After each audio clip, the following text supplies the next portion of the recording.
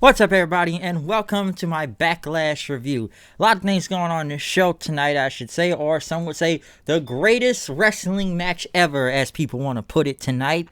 But what do I have to say about this? I'm sorry, hold on for a second. But yes, the greatest wrestling match ever. There's a lot to say about Backlash tonight. Either people are going to like this, some I heard say it's the worst pay-per-view they've ever seen in their entire life, or some would say this was a B show. I don't mean as a level grade B show, but as in the B show, not the A show, but the B show. I'm not going by grade level how either good or bad this show was, because trust me, there was a couple of good things in here, and there was a lot of bad at the same time too. But there's a couple things I did like out of Backlash tonight.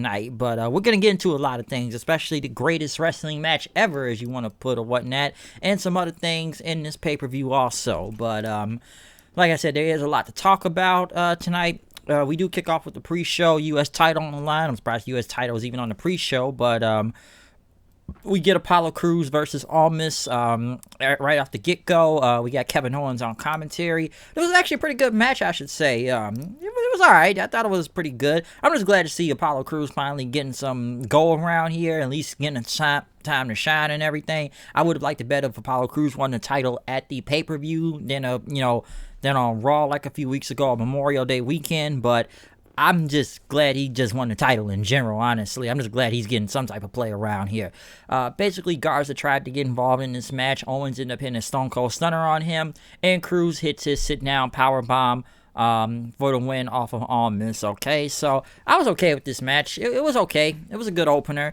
Obviously, it's going to be Apollo Crews versus Kevin Owens sometime in the future, and of course, the implosion of Almas, Vega, and Garza, and whatever their little group is right now. Obviously, we've almost seen them almost turn on each other many times since even last Monday. So expect a feud out of that pretty soon of who's either going to kick who out the group or who's going to turn on who. So wait off for that. But I thought it was an okay match to kick off the show. We then go next to the women's tag title match. Bayley Dos Straps, I like to say, as she calls herself too, with Sasha, which, they talked about being the champions and everything, and they tried to interview Bayley, stirring the pot. Bayley says, this is my best friend out here, that's why we're the champions and whatnot, but, they end up going against the Iconics and Nikki Cross and Alexa Bliss in this triple threat tag match. A lot of stuff I'm seeing on Alexa Bliss nowadays on the internet. Wow, I didn't know stuff is really gotten that bad on there. Wow, fans just be out here, I guess, crazy, or the stand accounts they want to put, but yeah, this match wasn't really actually that bad, I should say. I didn't really care at the same time, whatnot, because I figured who was going to win. It was going to be Sasha and Bayley, because, come on, who else were they going to send to NXT this Wednesday to go against Shotzi Blackheart and Tegan Nox? They're not going to send the Iconics, and then they're not going to send Bliss and Nikki Cross. Hey, it'd be cool to see Nikki Cross back in NXT, but it ain't the same Nikki Cross. And I think the only way you're going to get a great match out of this is having Sasha and Bayley win. It wasn't a bad match, though, I should say. I think the worst thing I saw out of this match was that crossbody Peyton Royce did, which looked very weak, land on everybody and almost hit her own head landing onto the ground and whatnot, which looked pretty brutal. It's almost like she moved in slow motion while doing this crossbody. It just looked that bad. I don't know why. It looked really bad even playing the replay from it. But pretty much right after, I know Bliss and Nikki Cross ended up hitting a double team onto Peyton Royce. Bliss ended up hitting a Twisted Bliss on Peyton Royce. Sasha pretty much knocked Bliss off and ended up getting a pin over her and in right after, rolling her up, with Sasha and Bayley winning the tag titles. I didn't think this was a bad match. It was good for what it was, and I would give it bonus points too, because Sasha pinned Bliss. Surprisingly, Bliss was pinned in this match. Usually they always try to protect Bliss and do what they can to have in that pin, but she actually got pinned by the champion out here, which was Sasha. So this bonus points for me, I would say, definitely a bonus point. I have no problem with this, but Sasha and Bayley end up kind of, they just end up celebrating right after, sing a line of Sasha's song and whatnot, her theme song and everything as they celebrated going off the ramp. But, it wasn't a bad tag match. I thought it was okay. It wasn't really that bad. It was good. I can say that. But I knew Sasha and Bayley were going to retain, because, come on, who else were they going to send to NXT this Wednesday? And like I said, bonus points because Bliss got pinned in this match. So I'm good with this. It was okay. That's all I can say about it. Not much, but it was okay. But next, though, we got Jeff Hardy versus Sheamus. Despite of how insane this feud has been, because it talks about Jeff's personal problems, even though I've said before in the past that we have seen angles like this with Jeff Hardy before. I've seen it 2 times before, honestly. We've seen it 10 years ago with CM Punk, and we've seen it with TNA when he came out all effed up against Sting, and we also had a redemption story was into that and everything. So this isn't the first time. I've already reiterated this before or whatnot. I don't agree with it all the way, but people want a realism to this angle, right? There you go. But yeah, I'm sure Jeff Hardy signed off. I'm sure he agreed to this. Like I said, I'm not really the biggest fan of it, but like I said, I've seen it before, so I don't really have that big of a problem with it. But I thought it's been okay at first to me a couple times, but other than framing people for DUIs and throwing piss in people's faces on SmackDown, the match itself was not actually that bad, I should say. Ate up a lot of time, I will say that. I'll say Jeff was taking a beating out here several times in this match, but it wasn't actually that bad. I actually thought it was pretty good between Jeff Hardy and Sheamus. Like I said, it ate up some time and everything. Some people think this match could have been used just for SmackDown on Friday, but I thought it was okay. I know Jeff ended up hitting the Twist of Fate, and then the Swan Time, which Sheamus was able to put his foot on the ropes, but he was able to roll out of there. Jeff ended up running off across the barricade, about to jump on Sheamus, but Sheamus hit him with a Bro Kick in midair. He threw him back into the ring, and then he Bro Kicked them, winning the match. I was actually surprised Sheamus even won this match. I actually thought Jeff was going over it, because, face can overcome the demons and beat the person that tried to frame him for DUI and whatnot, but hey, I guess Sheamus got to get some heat on him and get payback after having piss thrown in his face on SmackDown last Friday, okay? But I thought the match wasn't bad or anything. It ate up some time, but I just surprised Sheamus even won. Obviously, I believe this feud will continue with Jeff Hardy and Sheamus until Jeff gets the win, but it wasn't that bad. I was just, like I said, I was just surprised Sheamus even won. I didn't really expect him to win this match in general, so that was kind of a little bit out of nowhere for me, if you want to say. So that's my overall thought on it. I don't really want to see this feud continue, but obviously I believe it most likely will continue. Next, though, we get the women's title on the line, Asuka versus Nia Jax. Obviously, Asuka had to carry this match, okay? Listen, we've seen Asuka and Nia Jax, have matches with each other before. They haven't been that bad, but at the same time now, Nia Jax has just gotten horrible and hurt people nowadays and whatnot. So yeah, Asuka had to carry this. The match wasn't actually bad all the way, which I said most of it has to go on Asuka, but it ended up in a double DQ. So the match was a double disqualification. No, why did I say double DQ? I mean a double countout. Why did I say D? I'm so used to seeing DQs. I say DQ all the time. A double countout, I should say. So yes, we got a double countout.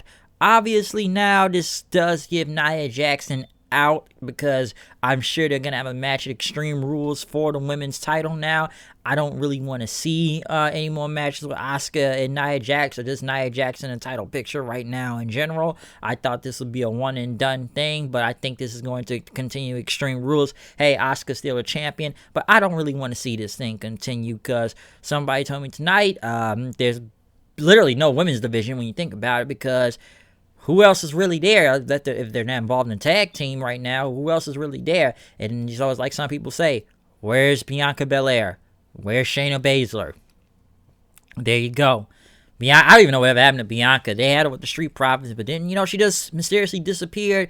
Shayna Baszler, I haven't seen her in whenever, so it's not like nobody's really around right now. Like, I would hope this be a one-time thing and we just move on to the next person, but I think they're going to continue in this, and probably, I don't know, maybe Bianca Belair will come back after the next pay-per-view. I don't know. Or maybe they'll just move on to Charlotte versus Asuka, which I feel like that'll happen in SummerSlam for obvious reasons, of course. But that can be explained another day. But it's the whole story thing behind that. But yeah, double count out.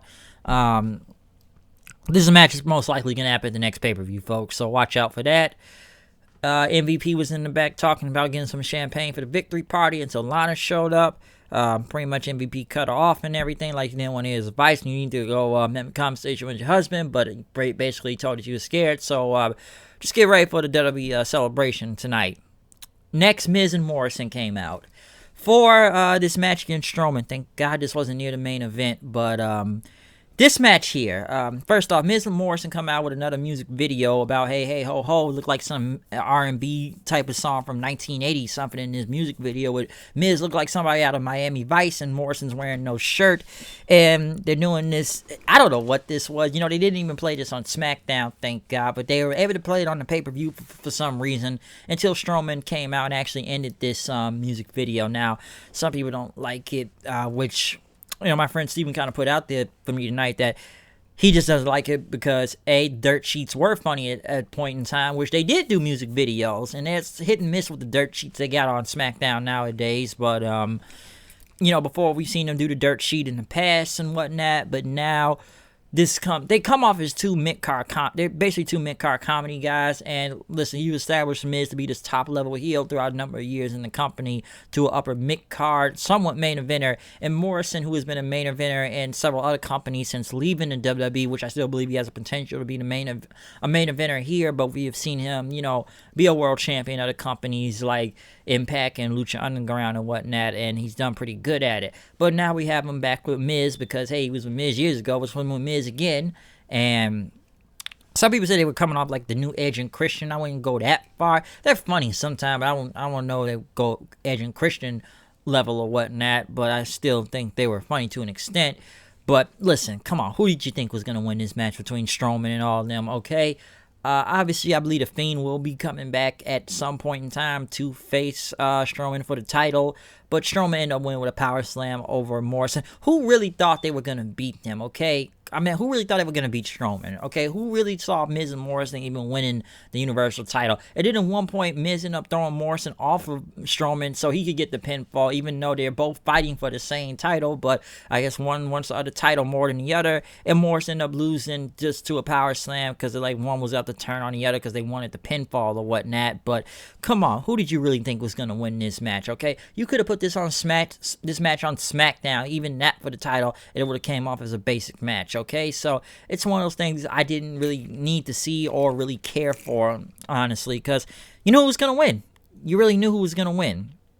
But next, we get into, I would say, arguably the best match out of the entire night, which I enjoyed a lot, was Drew McIntyre versus Bobby Lashley for the WWE Championship.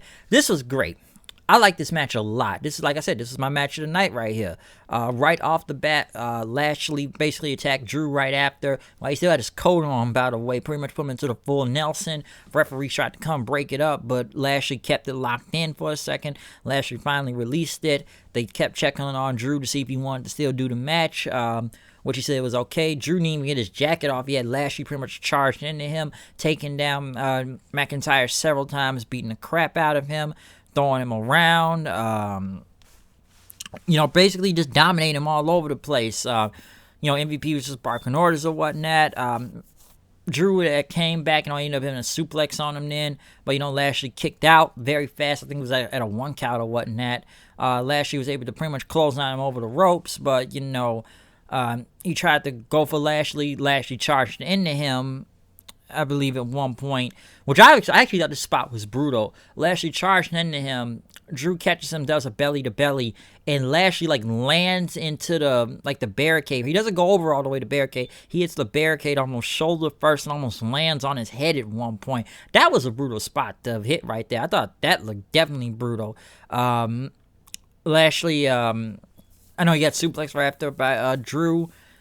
Right after that, one out of the ring, and then they pretty much went back into the ring. After that, Drew was pretty much coming back then, trying to go for Lashley. I know he leapt over him because Lashley tried to do another spear, but McIntyre was able to, you know, get out and pretty much do a spine buster on him once again for a 2 count right after.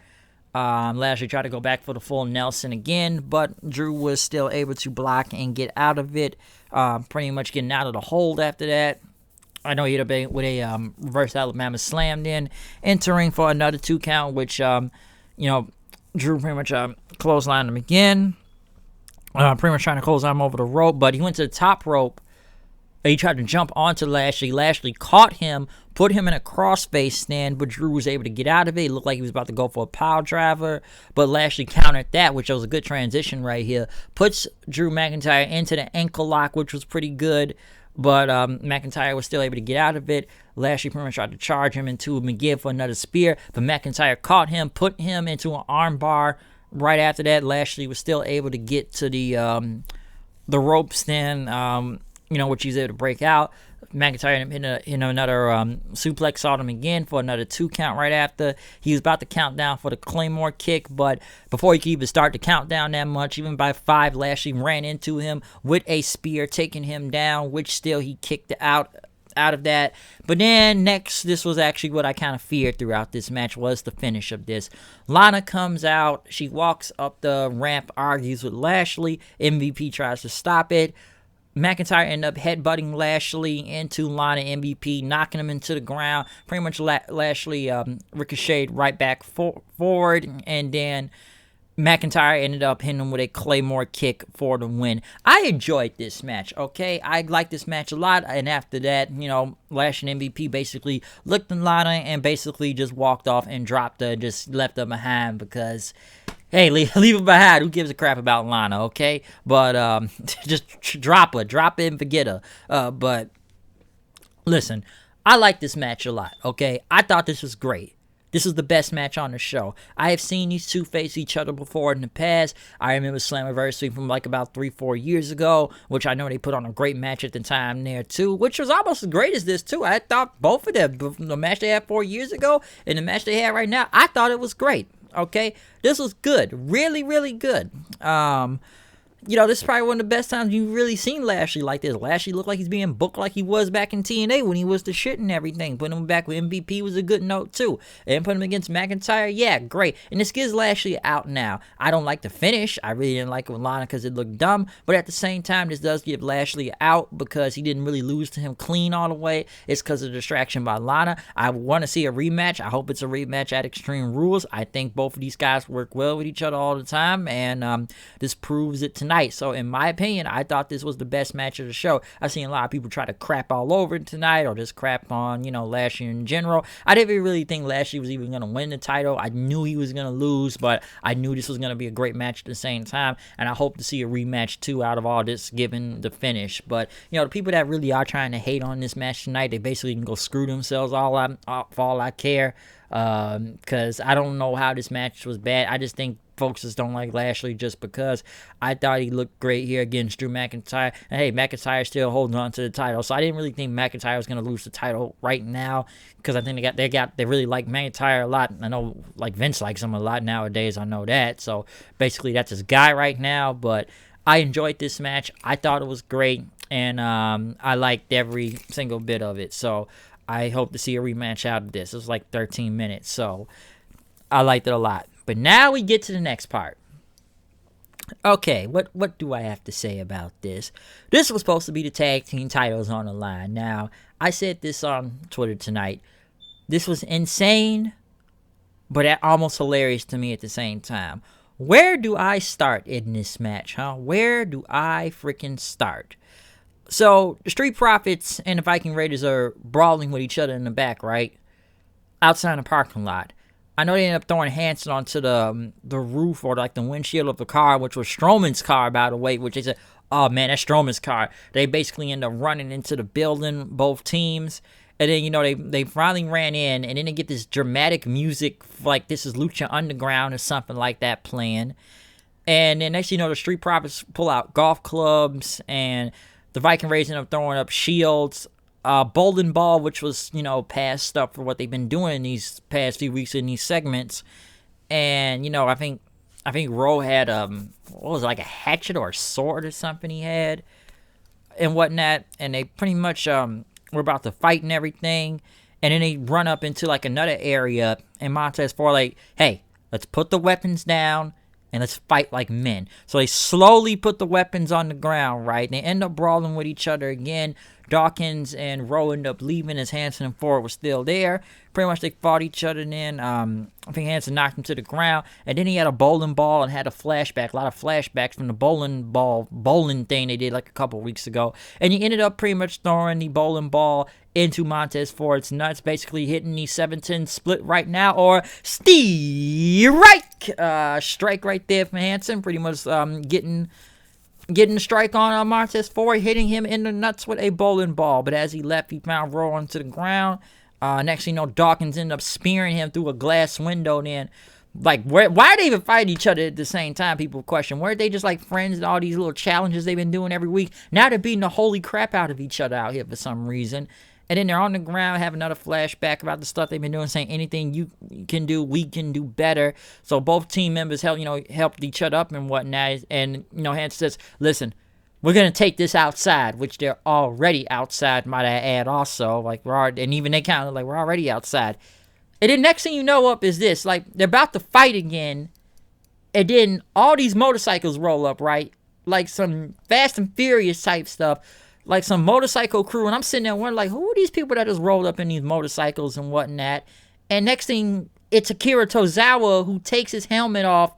He starts speaking in Japanese and throws the helmet at them and says, "Anything you can do, we can do better." So all these ninjas show up then, okay?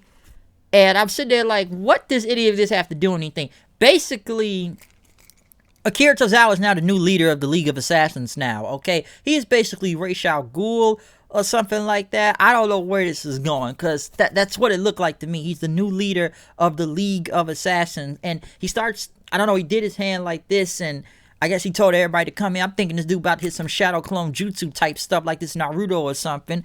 I'm thinking that. Now, every joke I could just come up with right now out of all this, okay? Like, I don't know what this was. My friend told me he looked like, I guess he's Ronin now or something. So, basically, they fought these ninjas, and then the Prophets and the Vikings teamed together, which they had a graphic that said, "The Viking Prophets," then right after, okay? And basically I could play the song Kung Fu Fighting right now, like it was in the 70s or whatnot. I don't remember who made the song, but that's what basically fit the fight out of all this. Because why are they battling ninjas for? I do not get it. What is this, some Last of the Dragon, Bruce Lee, Chuck Norris type of stuff right here? I don't know what this was, okay? So we got like random ninjas fighting, and they end up beating up the ninjas and whatnot. So they beat up the ninjas, and then this big dude come in, and a lot of people thought this was Shaquille O'Neal for some reason. He got a sword, and I think Hanson had his turkey leg, which he had a flashback about that. So since he could pull anything out of the turkey legs out of anyway, he thought he could do it again. And then they end up running away from the biggest dude there. Like I said, people really thought of Shaquille O'Neal out there as the ninja. So they run up to the top of the production truck and whatnot, and they says, "Yo, man, we beat up all the ninjas, man." So then they start fighting each other again after they just worked together.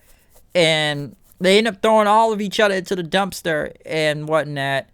And they had the flashbacks. And then the referee shows up, which another flashback of all the women that called, well, the same woman that called, was it Hanson, Eric, Q. Like, Hanson, you're cute. Like, Ira, you're cute. Other one, Eric, not so much. So they end up doing that, and they says, "Let's take this back in the ring," because they were gonna take it in the ring, which the referee said, "You guys supposed to take this in the ring." So what was the point of all this if the match was still gonna happen in the ring? And then they start yelling because this alligator or some tentacle monster shows up. Basically, they just turned into DDT Pro or some anime type of thing with tentacle monsters or whatnot, or Cthulhu was gonna show up. Listen, let me say this about this whole cinematic thing. Just like you either gonna like this or you're gonna hate this. And I've seen both sides of the fence tonight on the internet, on Twitter, okay? Just like the Stadium Stampede, you are either going to hate this or you're going to like this, alright? Because I'm already seeing people being hypocritical about this tonight, okay? "Oh, this was horrible," but these are the same people that like the Stadium Stampede match. You saw how insane crazy that was. What do you think this was? Okay? It didn't make sense. It was silly. Did I laugh a couple times here and there throughout this? Yeah, I did, because it didn't make no sense to me. And listen, man, this is what you're getting out of these cinematic wrestling matches, okay? And this looked insane. This looked silly. Yes, it did. It really did, all right? It's just funny when I'm seeing people argue and be hypocritical about this tonight, saying, this was horrible. And I thought about this a while ago. If WWE did the same thing like AEW did, I knew people was gonna hate it, because and there's some people that didn't like the Stadium Stampede match too, okay? There's some people that didn't like it, and I can understand why they didn't like it. It was insanity. That's what it was. And basically what this was right here, was insanity. So you can't say you like one thing and then you're going to say you don't like the next, because it was literally all, I wouldn't say it was the same thing, point by point, but this is what it was.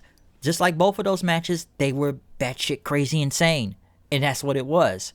I wouldn't call this a match what I saw tonight. I don't know what this was, but this was some Lucha Underground type of stuff, okay? So, and I've seen people either liked it tonight or they hated it, okay? But it's just like AEW. You either gonna like it or you're gonna hate it. But then if you hate AEW, these super AEW marks will come after you on the internet and try to say you don't like wrestling then for some reason. Listen, I've said everything about these cinematic wrestling matches for the past couple months now. The best thing I liked out of all these things was the Undertaker and AJ Styles match, okay? That at least came off like an actual fight. Even the backlot brawl to an extent, which I saw people complain about that because it wasn't too over the top enough for the backlot brawl, okay? What do you want it to be? It's still a match. It was just a parking lot brawl. I've said the Cena and Wyatt match was the acid trip, just I guess story elements to it, but it's still like an acid trip, which I wasn't really the biggest fan of at the same time, from how silly the Money in the Bank match was, okay? So listen, you have to take what you can get from these cinematic matches.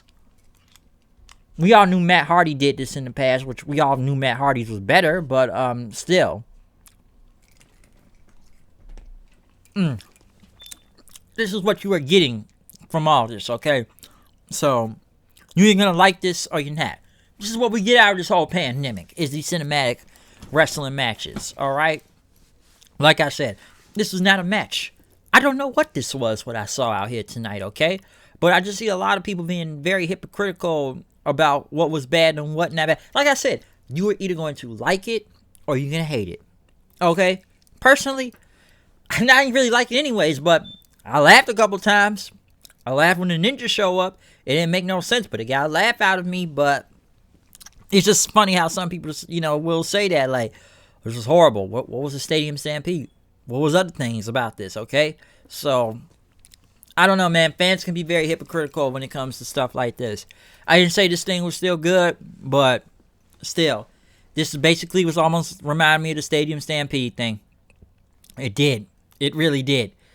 Alright? You're either going to like it or you're going to hate it. That's all I can really judge of whatever this was between these Street Profits and the Viking Raiders, or whatever this was. Okay?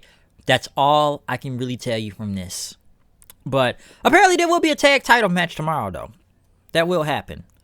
But we get into the main event of this show, or as some would say, the greatest wrestling match ever, Edge versus Randy Orton, which there was a lot of differences in this match. I believe this one was actually taped, since the rest of this show was live tonight. Well, one, they had Charles Robinson out there wearing the old school WWF referee, and I believe people said the crowd was either dubbed very loudly or like an audio track. I know this was taped, but I don't know if they either mic'd up everybody even louder, like the microphones and the so-called fancy NXT rookie students, which were all surrounded around the ring and whatnot, to sound louder and whatnot, trying to have some type of an arena atmosphere. So they may have just enhanced the mic, like mic'd everything up and put it to the volume of the max or whatnot. By the way, this is still taped though, but... And one thing they also had like the old school MSG thing come down, like in Madison Square Garden, and we had the spirit of Howard Finkelden show up to announce Edge and Orton. Obviously, this is probably like an older clip or whatnot, but I said so. The spirit of Howard Finkel just showed up here tonight. Listen, what do I have to say about this match? This match was long, 45 minutes long. Which, I'm not going to hate on it all the way. I'm not saying this was 45 minutes of crap now. I will say this.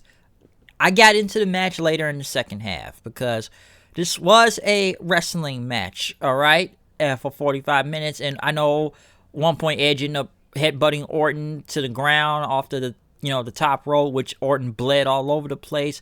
Edge hit a big spear right after to the ground then. Lots of crazy stuff in this match. At one point, Orton pretty much backbodying Edge on the announce table, which you can hear Orton tell Edge, I'm going to fucking kill you, okay? Or I'm going to kill you, motherfucker, alright? That's what he said to Edge right there. I'm like, man, they didn't edit that out? I'm like, wow, that was, I'm surprised they didn't edit that out and whatnot. And listen, there was a lot of finishers, of course, and everything, because Orton was about to do the Three Amigos. That's why he looked up in the air, which, skied everything, Eddie Guerrero and whatnot, which, my friend Steven says it's kind of ironic that Orton isn't even doing that. If you remember years ago, Orton, Eddie's not in heaven, Ray. He's in hell. Don't remind me of that storyline. But, he tried to go for the Three Amigos, but Edge was able to counter it, hit his own Three Amigos on him then, right after. He pretty much went to ringside then. Orton pretty much knocking Edge into the if it was the barricade, and then back into the apron then, like to the cable cores off his chest. Orton pretty much came back in doing a suplex then right after. He ended up in a superplex from the top rope, which they said his father did, Cowboy Bob Orton and whatnot. Doing that, pretty much both guys were down. They got up, did a crossbody simultaneously against each other. Then right after, both slowly tried to get up. Orton hit his draping DDT, but Edge was able to get out of that DDT though, and then hit the Executioner, which I haven't seen that move in a very long time. But Edge hit that. Orton was still able to kick out of it. Edge hit a crossbody from the top rope then, once again for a 2 count. Edge even having a crossface. This is where we get to the finisher fest then, going into this, okay? We get a lot of finisher fest here. He did a crossface, which I saw people already saying Chris Benoit tonight for a reason, which, Orton didn't tap out, but Edge pretty much having to a 2 count then. Orton was able to get out of that crossface, though, in the pin and put him in an angle slam, because Kurt Angle did it, so he did an angle slam right after. While he did that, Orton then hit a dropkick on Edge, but was going to go for another dropkick, but Edge ended up hitting him with like a big sit-down powerbomb as Orton ran into him. Well, when he tried to do the dropkick, he hit him with the sit-down powerbomb. It looked very clean. Orton tried to hit an RKO later on, but Edge was still able to get out of it. He ended up hitting him with the Unprettier then right after Christian's move right after. So we saw that. This is why I actually started liking more and more of the match when a lot of these finishes came out. I was actually starting to dig the match. But once again, there was another kick out then right after the Unprettier. Orton pretty much knocked Edge into the ropes, and then he hit him with a pedigree. Evolution, Triple H now. He uses his finisher now. He kicks out of that. So we get kickouts out of finishers all over the place now, okay? And I know they tried to start chanting fight forever. Edge hit a rock bottom on Randy Orton and still kicked out. And then Edge, I guess, was trying to go for, submission. I don't know if it was a figure 4 or whatnot, but Orton got out of it then right after. He went for the backslide. Still did not work. And everything. Orton hit him with a big uppercut to knock him outside the ring. Edge pretty much came back. Tried to pin him and whatnot. Still did not work. Orton ended up taking Edge down with a RKO right after.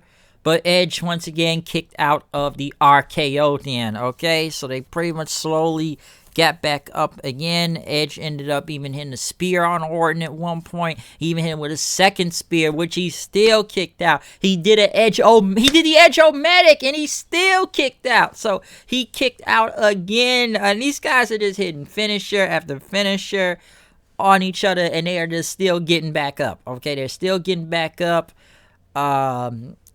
Edge ended up throwing Orton to the rope. Orton actually hit him with an RKO then right after. Still kicked out and everything, which another near fall and everything. And then, Orton, he picked up Edge again. Edge tried to put him in that submission or that triangle thing, but I guess Edge ended up getting hit in the nuts by Orton. Edge fell to the ground. Orton kicked him in the head with the punt kick and then got to the 3 count. And then Orton pretty much went to Edge's face and looked at him and says, Edge, go home now. Go back to your kids. Tell them Uncle Randy sent you back there. Go tell your wife Beth and everything. As Orton celebrated, they end up having to help Edge off of a stretcher right after. Because he may be hurt. Possibly. I don't know. Listen, I will say this. Was this match the greatest wrestling match ever? No. Not any times necessary. No, it was not. Did I think this was a very good match? Did I think it was even great to an extent? Yes, it was. Throughout time, I got more into the match because the first half I wasn't digging it. But later on, I actually started digging the match, and I was actually starting to enjoy it more and more, even though it was all the finisher fest and whatnot. Now, some people think this is hypocritical because of what Randy Orton said to Tommaso Ciampa. This is matches that Orton doesn't even like and everything. I think Orton possibly may have just trolled everybody out there tonight after arguing with Ciampa and everything. about matches like this, which Orton does not like to do, especially when it has to do with all these high spots and everything. All you needed was a super kick and, the leg slapping clash that Orton's been talking about to Ciampa and everything. So Orton may have just trolled folks on the internet tonight, folks, because it's something he doesn't like. I almost thought this was as long as a New Japan match. I almost thought this was, especially for a match that went 45 freaking minutes out there, and people were just saying, "Oh man, this one's good." I remember Steve like, "Yo, Orton may hit a Rainmaker next. Edge go hit a One Wing Angel." I'm like, folks think this is like Okada versus Omega giving the limp. I was gonna say Taker versus Shawn of how the limp was, okay? Because wow, this match took nearly the whole hour. Because it showed like about 9 something tonight. That's how long this match was when it went down, okay? So this was a very, very long match here, folks. It really was. I enjoyed it later on, okay? I did, but this was long. This was like New Japan level long. Because, listen, the overall show, I thought it was like I want to go for a BC level grade because there is some things I like. I like the main event, okay? It wasn't the greatest wrestling match ever. That's what really was the bad part, is when they kept saying that. It was nice to hear Howard Finkel's voice again, but I don't know. And then, the crowd chants, or however you want to put this whole thing with the crowd tonight, or whatever this was, of how dubbed, or maybe they enhanced them, I don't know. But I did like this match later through the second half on. I figured Orton was going to have to win. I don't know if we'll see Edge in a while now, since they put him back on the stretcher again, so it'll probably be a while till we see Edge back in the fold again of things, but does this make up for what happened at WrestleMania? At least it wasn't as slow as methodical as the Last Man Standing match. At least I got somewhat excited later on in this match, the second one here. I still didn't think it needed to be 45 freaking minutes, but I like this a little bit better than the last one. I'll say that, because that first one just went on too freaking long, okay? As for the rest of the show, though, I like the main event to an extent. I like Drew and Bobby Lashley, which I thought was the best match on this show. The women's match was okay. Like I said, I like the WWE title besides the finish of it. Strowman and him, I don't really care, because I just don't. Almas and Cruz was okay, even though it was on the pre-show. What else? Asuka, man, as long as Asuka's champion, I don't really care. But Asuka's champion, but obviously it's gonna be a rematch to all this, to what the Street Profits and the Viking Raiders, or whatever that was. Like I've said before, like the Stadium Stampede, you are either going to like it or you are going to hate it. That's the only best option I could come with you about this, because I've seen both sides of the coin tonight here, folks. Don't sit there and say I'm lying, because look it up, because I've seen it myself, okay?